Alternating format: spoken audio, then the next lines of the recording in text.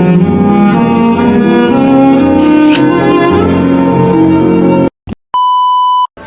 semuanya, perkenalkan nama saya Irina Putitaria dengan NPM 251000133. Di sini saya akan menjelaskan tentang peran mahasiswa dan dosen dalam pendidikan demokrasi.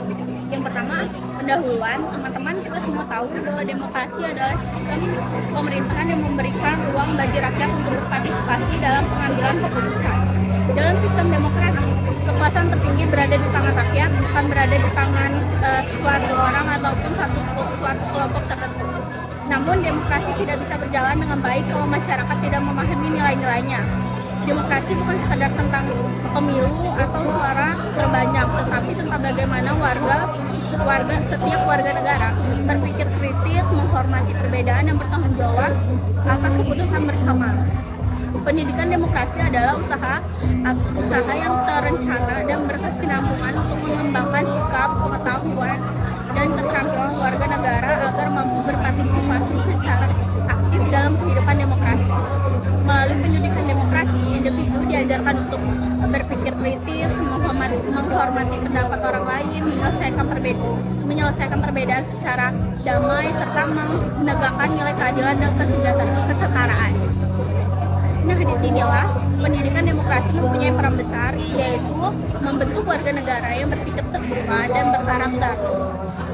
Kampus menjadi tempat yang sangat strategis dalam menanamkan nilai-nilai demokrasi. Mengapa? Karena di kampus, mahasiswa dan dosen berinteraksi secara intelektual terbuka.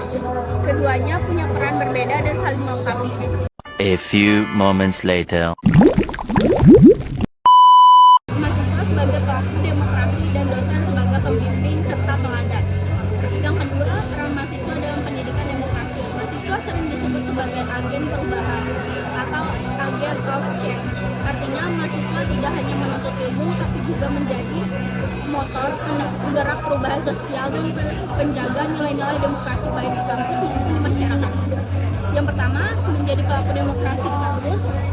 Kampus adalah laboratorium demokrasi. Mahasiswa belajar demokrasi melalui kegiatan nyata seperti pemilihan ketua BEM dan himpunan, rapat organisasi, diskusi kelas, hingga musyawarah dalam pengambilan keputusan bersama. Kegiatan itu mengajarkan nilai partisipasi, transparan, dan tanggung jawab. Lewat pengalaman tersebut, mahasiswa belajar bahwa setiap suara penting dan keputusan terbaik diambil melalui dialog, bukan dominasi. Kedua, yaitu mengembangkan sikap kritis dan rasional. Salah satu ciri utama warga negara demokrasi adalah berpikir kritis. Mahasiswa harus mampu menilai kebijakan, fenomena sosial, atau keputusan publik dengan data dan logika, bukan hanya emosi atau ikut-ikutan. Sikap kritis ini tidak sama dengan sikap. A few moments later. Ketiga, menjadi teladan dalam toleransi. Teman-teman, kampus adalah miniatur Indonesia. Ada perbedaan suku, agama, budaya, bahkan pandangan politik.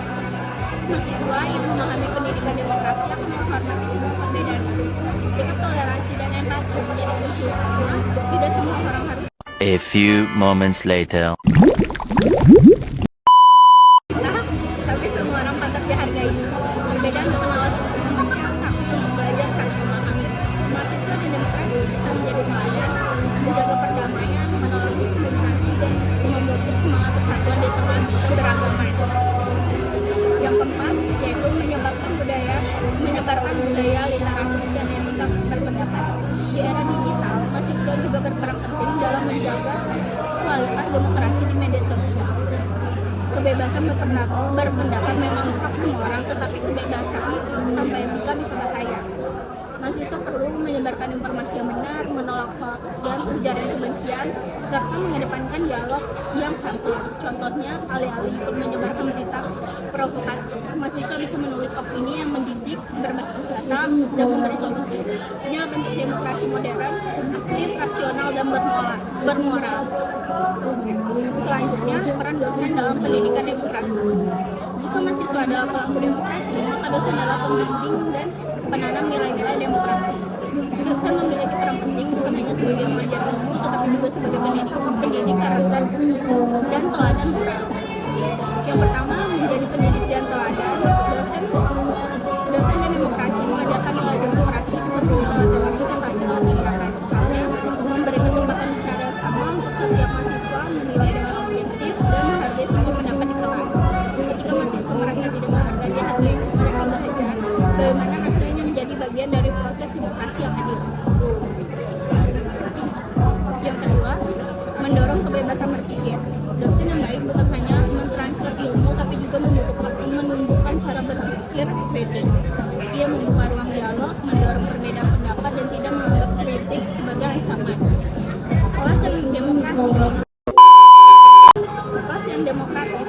tempat mahasiswa berusaha, melainkan tempat belajar berpendapat dengan sopan dan penuh. Dari situ, mahasiswa terbiasa menyampaikan ide tanpa takut disalahkan dan berperan sebagai fasilitator, bukan pemaksa.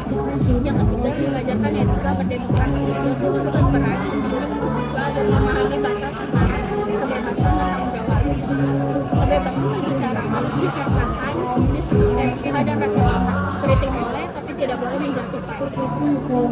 Perbedaan pendapat boleh, tapi tetap santun dan rasional. Disinilah dosen mengajarkan bahwa demokrasi bukan hanya soal hak, tapi juga soal kewajiban moral. Yang keempat, mendorong partisipasi dan kolaborasi.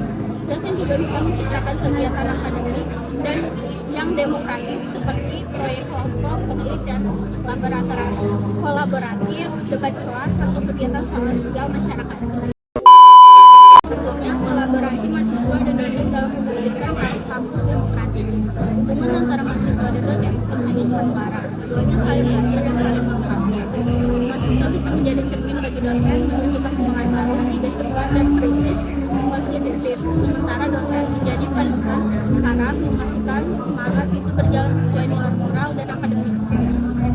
Kampus yang ideal adalah kampus yang terbuka terhadap perbedaan pendapat, tempat di mana mahasiswa bebas berbicara dan dosen mendengar.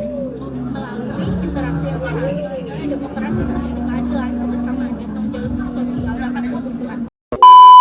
Selanjutnya, tantangan dalam membangun pendidikan demokrasi. Namun, membangun demokrasi di lingkungan kampus tidak selalu mudah.